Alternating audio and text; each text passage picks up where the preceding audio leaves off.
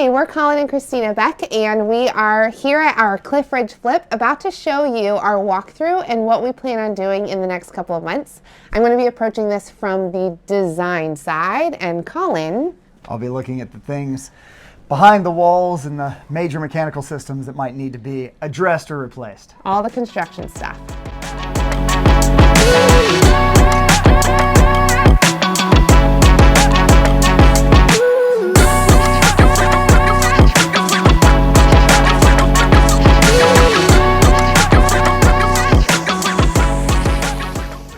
Starting outside, there's not much to do on this house other than a little bit of scrape and paint, some new railings, and pulling up the porch carpet. Not our favorite feature. The porch carpet that is covered with dog hair. However, this front door is a stunner. And so while it might take a little bit of work to make sure that it is working functionally and well for the next homeowner, we're gonna keep it. Come on in.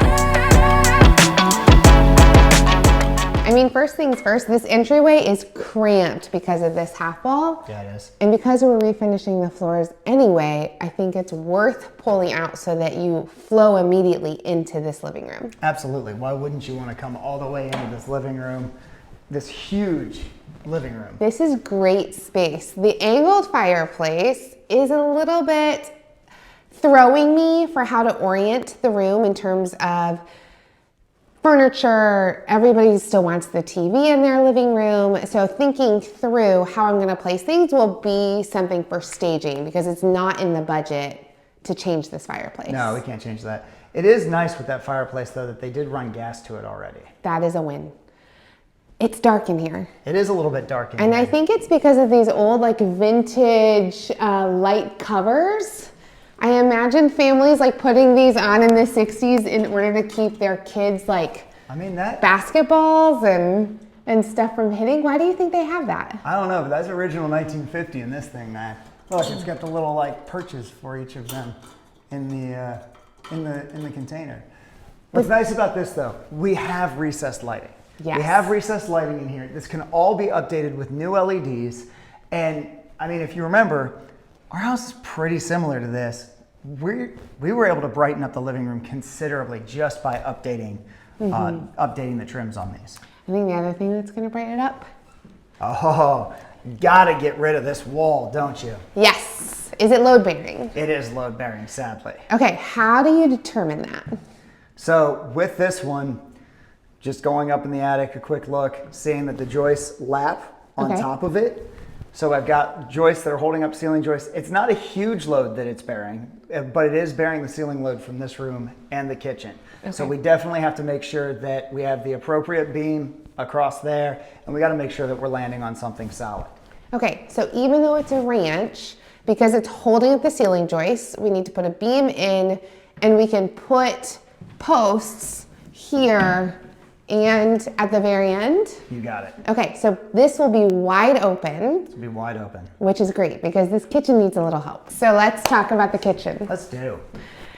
I mean, the tile is the lovely 50s 4x4 that's actually having a comeback right now. Yeah, and this tile is in incredible shape. It is. Let's not talk about the like 2 inches of concrete that's behind it. I know. If we were keeping the layout, it would be fun to see if we could play with keeping the tile. However, it's just the colors don't work for our color scheme. And I think that the like modern day buyer, while they'll appreciate some vintage aspects of the house, I don't think that they want everything to be at this price point in this neighborhood to be exactly the same. And let's be honest, the kitchen of all of the places, that's where people want, like, I want 2022, I want modern all day long. I mean, we'll have some nods to the mid-mod feel of this house in terms of bringing in that style, but not with the pale yellow and the blue. So here's my idea.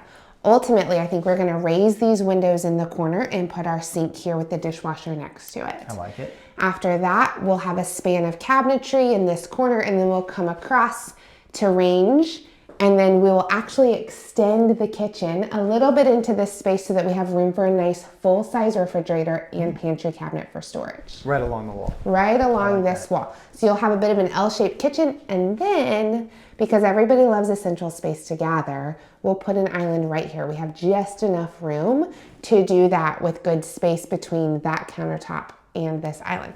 Then ultimately, while you're sitting at this island, you can see kitchen, you can see living room, and you feel like you're part of everything in this main living space. It really pulls this large space in a small house together. It really does. I think it's going to be perfect. Chef's kiss.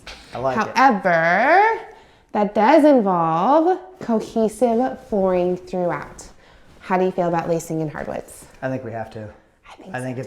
I think everywhere in there has to have the hardwoods. It has to be right on. I mean, there is no other design element that I feel like pulls a space together better than having cohesive floors. No, and talk about a nod to the 50s. Like, all of these old houses have hardwoods in them. And it's these just what they have. 2 1/4 by 3/4 inch oak will stain up beautifully. Beautifully. They're actually pretty right now. They just need a little TLC in the high traffic areas. Yeah. Okay. Let's talk bathrooms. Okay, so bedrooms don't need much. This space feels really dark, so I want to add a few more light fixtures in here to brighten it up. Are we keeping the whole house fan? Ooh, does it work? It does.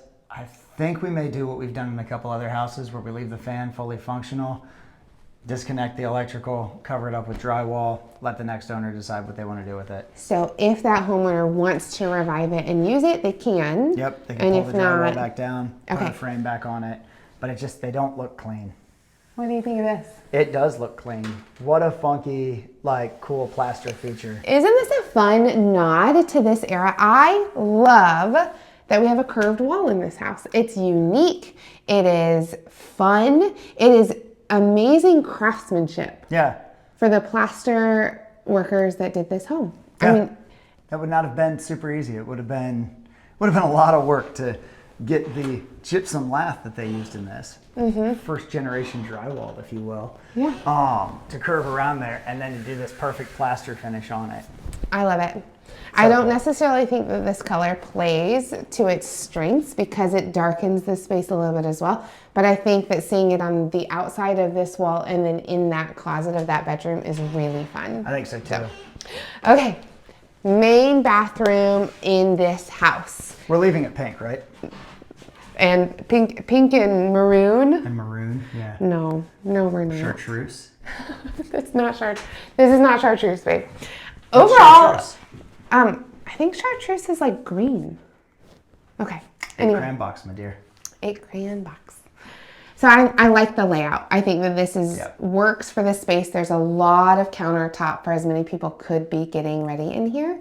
So I'm contemplating, do we frame this in and let it be a real linen closet, or do we spend the money on a large cabinet? I personally think we have to use a cabinet because you frame this in, you lose so much space to drywall and lumber. You get a cabinet, you only got 3/4. That makes sense. Okay, so linen cabinet here, still nice large workspace, 2 mirrors.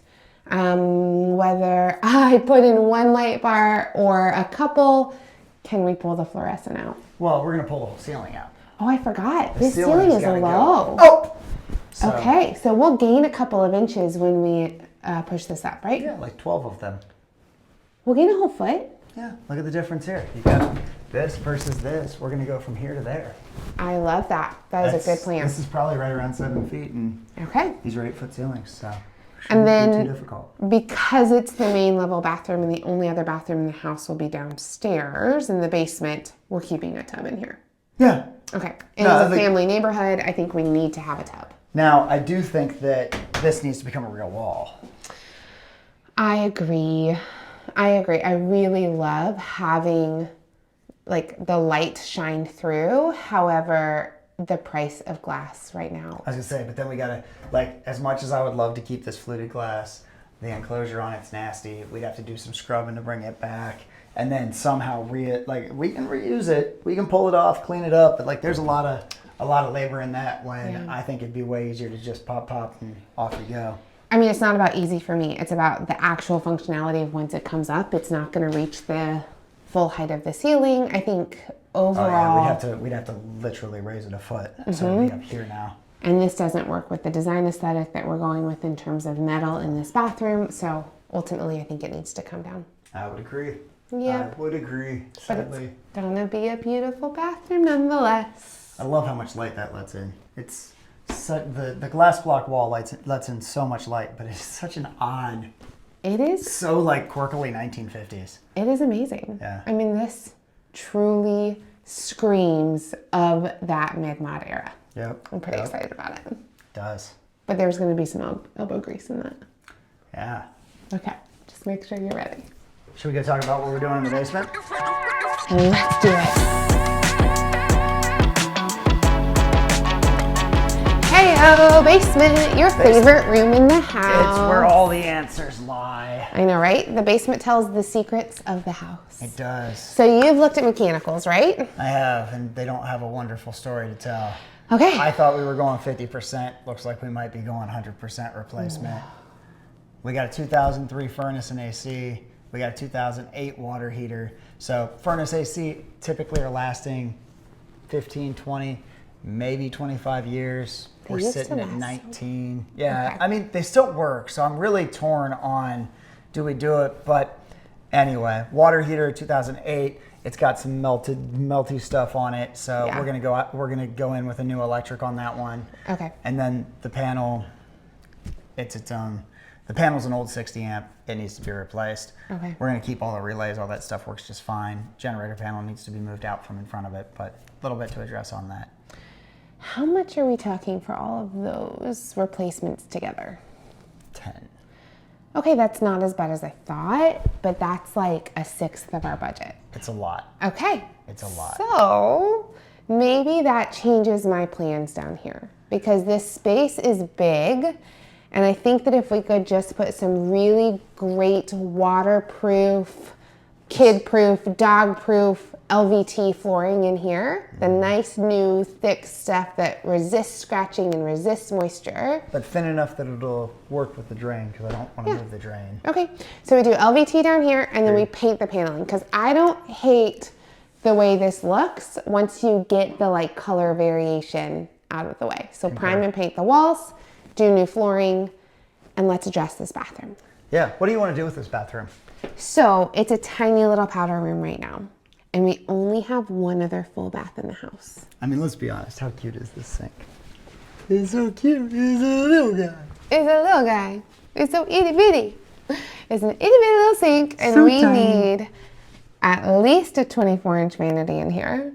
As well as a full shower to make a second full bathroom in here. You want to put a shower in here? I absolutely do. And I think we have the space because there's just like an old basement refrigerator on this side of this wall. So if we expand this and put in a pocket door, we can, or a door that opens out like this one. Either one, I think that we can make this work for another full-size bathroom, which is great. The kids come down here. I mean, how many times do you shower in our basement bathroom? That is my bathroom. All the time. So this becomes a nice, slightly larger, full-size bathroom. We take out the bar that's over on this side of the basement to just open up the space, and then you've got all of this and all of that. Agreed. It's such a good space. I disregard my my structural examination. You're getting messy down here, huh? A little bit. Is this where you were determining where we will need to carry the load for the... So the load lands right here for the load-bearing wall. Okay. So, That's my face. That is your face. I'm sorry. Okay. Are you okay? So, yeah, I am. I'm good. Right there. So this is where the load comes down. Are we putting a post? I don't want to because it's right in the middle of the room. I know. So we're working on figuring out if we could do some sort of sistering here or what. Hey, I have an idea. What's your idea? If we have to, why don't we build out a closet right here and just have this come out and put doors so that you've got storage space. Thank you. From a design perspective, it works. I know it's a pain to have to do all the concrete work, but... It's fine. Like if we need a footer, actually there's exactly where it lands right there. You are the post. I am so strong. I can carry the load of the house. Yeah, you carry the load of a lot of things. Okay. Thanks. I feel so seen. Does this door work?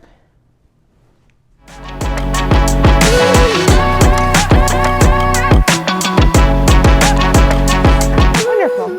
I'm gonna go with a yes. Great. Anything? All right. We got some plans put together. We do. When are we starting demo? Soon? I want dates. I do too. What would you like? Dinner? And a movie? Let's go.